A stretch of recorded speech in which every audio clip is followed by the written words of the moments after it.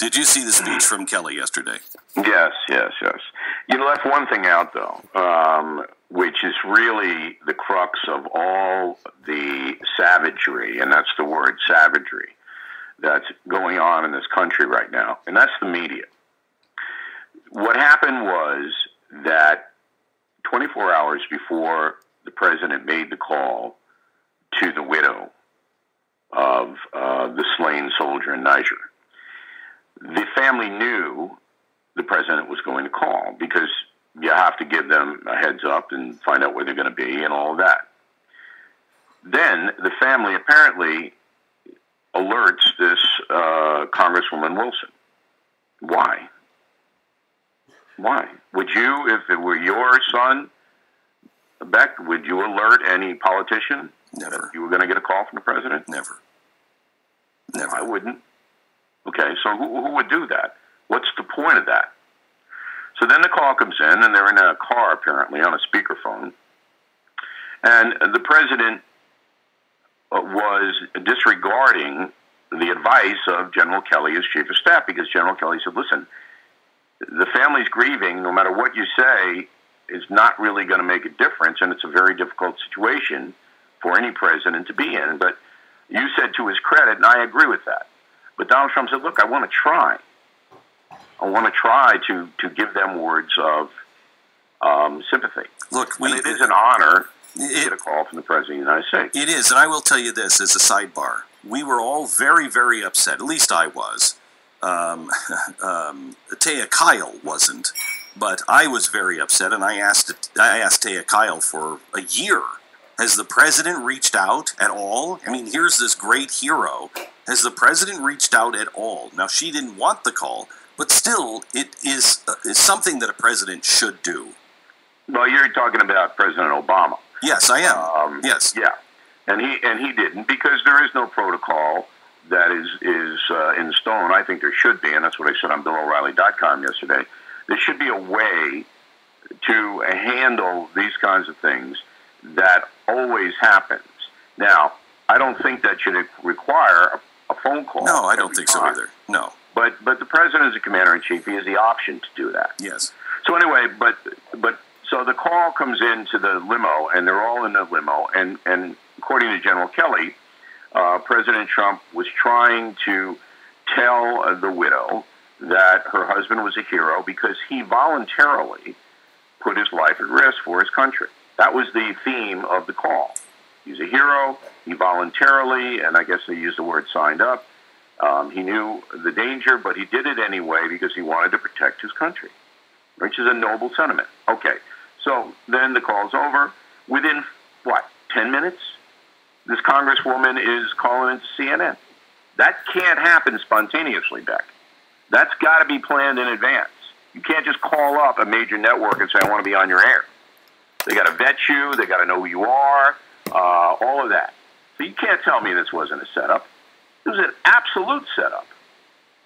That is a huge story. The second huge story is, as they always do, the barbarians on the cable news and broadcast news believe every word Wilson says. Okay, like they were there. Even though Wilson, incredibly, admits, well, I didn't hear the whole phone call. How could you not possibly hear the whole phone call if it's in a car on a speakerphone and you're sitting there? So right away, her credibility is zero. So I'm watching the cable news, and I'm seeing these hit one after the other, after the other. Oh, what a disgrace. This is horrible. He's insensitive. He's this, he's that. This is talking about Trump. They don't know what happened. They couldn't possibly know. Yet they use this once again to divide the country in a hateful way. And it's on them. It's on them. This media we have now is as corrupt as any time in our republic. This is off the chart. From the newspapers to the television programs to the internet. It is corrupt in the extreme, and it is harming the United States. No question. Okay, so I want to go back to that. You sound like you're speaking with some passion there. I'm really teed off. No, Beck. I know you are. I mean, I really am. I got to deal with this personally. I got to deal with this kind of crap all the time. You do. Anybody that doesn't toe the far left line is in danger now. I mean, Bill, I will so tell you. Out of control. I will tell you. So out of control. I will tell you that we have spoken off the air about my. I had a day in court in Boston on the Boston bombing, and I had good government sources, and the government knew exactly what sources. And someday, some journalist, well, no, they won't. Someday, will just write a book, I guess, with this in it. But I have all of the documents. I have all of the transcripts from the trial. I have absolutely everything, including the ability to speak about the trial, because that was part of one of the conditions of the settlement. But I will tell you, it's not just the media. It is the government is corrupt. You cannot defend yourself if the government won't respond and abide by the constitutional constraints. And they don't. You have no way to defend yourself. The only, and I sympathize because you were at Fox News Channel when you broke that story, and I am familiar with the story, and I know you didn't make it up, and I know you were going on people in the government telling you certain things, so that's absolutely true. But I don't have any expectation that the United States government would do anything for anybody at any time. Zero expectation on that. But what we have here is the President of the United States is now in a position where the media, about 80 to 90% of it, wants to destroy him. Yes. When has that ever happened? How can you run a democracy when the media doesn't care about the truth or any kind of accurate reportage? Their whole bent every single day is to destroy the leader of the country. Yeah, I don't know how you can run a democracy, let alone a republic like ours. I mean, it is shameful and disgraceful. And the politicians on both sides, they're scrambling for cover. They go, I don't want to be in this. I give Kelly a lot of credit. I said on BillO'Reilly.com yesterday, look, you expect the chief of staff to defend his boss, the president. You expect that. Okay? So we have to listen to what Kelly has to say very closely, as you pointed out. But what he brought to the explanation was logic. Here's what was said and why it was said. And then his disgust with this congresswoman who hates Trump, trying to make it a political issue. But he didn't take it the step further, is that the media immediately grabbed onto this corrupt congresswoman, and ran with it. That's what they always do. And it's just sickening. So, Bill, here we are. We're looking at this corrupt media. Do you see a way out of this? I don't. I mean, I've been in this business 43 years. And I try to run an honest program, as do you. I wouldn't be appearing here every Friday if I thought you weren't. I'm trying to run an honest enterprise at BillO'Reilly.com. And look at things and verify things and check things out. And if I can't get it, I don't say it.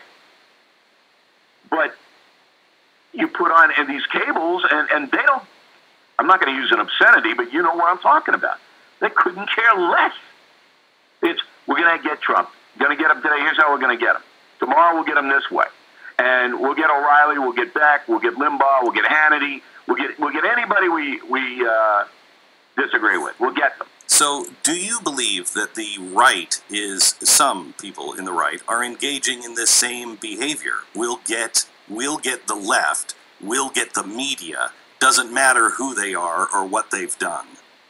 Certainly there, in the Hillary Clinton situation, there's an element of that. And I'm not sympathetic to Mrs. Clinton. Okay, I'm not. I think she's an imperious woman. Word of the day, imperious, who lost the election because people flat out didn't like her.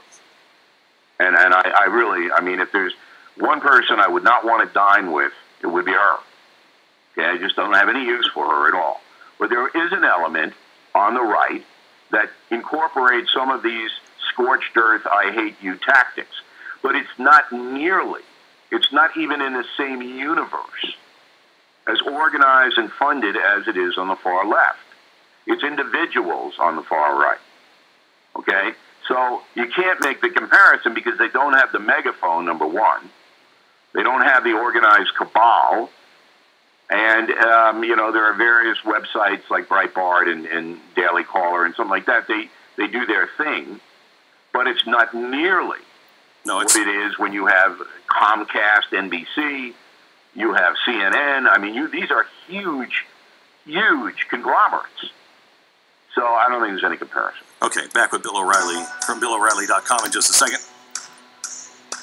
Bill O'Reilly from BillO'Reilly.com talking about General Kelly's speech yesterday. And Bill, I want to hit one more thing here before we move on, and that is his question: is there anything sacred anymore? I don't think that's a question that can be answered in a specific way. I mean, I think most Americans are decent people, and to them, there are things that are sacred. But I hate to keep going back and being boring, but to the media, no, there isn't. Politicians, again, it's a case-by-case basis. But there are good people, and there are people who understand that the world is not a place where trying to destroy people should be your main focus.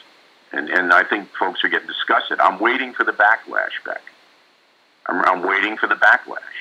I think it's going to come. What do you think the backlash against the media? And how would that manifest itself? Well, it would be ratings. You're seeing it in the NFL. There's a backlash against the NFL. You're seeing the ratings down fairly significantly, and also marketing and merchandising. I think you're going to see a backlash against the media because people are disgusted with it. So what is the replacement? Because I'm afraid that the backlash comes and then you just don't believe anything or anyone, and so you just unplug. That's not good. No, it's not. And, I think people will what they call look in. They'll look in on occasion. The newspaper industry is dead. Good. Time Magazine, Newsweek, dead. Good. Television's still there, but declining. So they'll look in on their machines, on their devices, on the internet. They'll look in. But I really think that people have had it. Well, people in Media Matters are already in the halls of Facebook and Twitter and everyone else. Google. Yeah, you're never going to get a square play on the net. It's just a convenience thing. I mean, just so people know, I go to CBSNews.com in the morning because they give me a headline service that's useful. Sometimes their articles are ridiculous, but I know immediately when I'm getting conned. I go to thehill.com to get the Washington stuff. I write for them, and they're fairly fair. They have both sides. Okay. And that's about it. Okay. Bill O'Reilly from BillO'Reilly.com. More of the news of the week in his perspective without the spin. BillO'Reilly.com. Coming up more in a minute.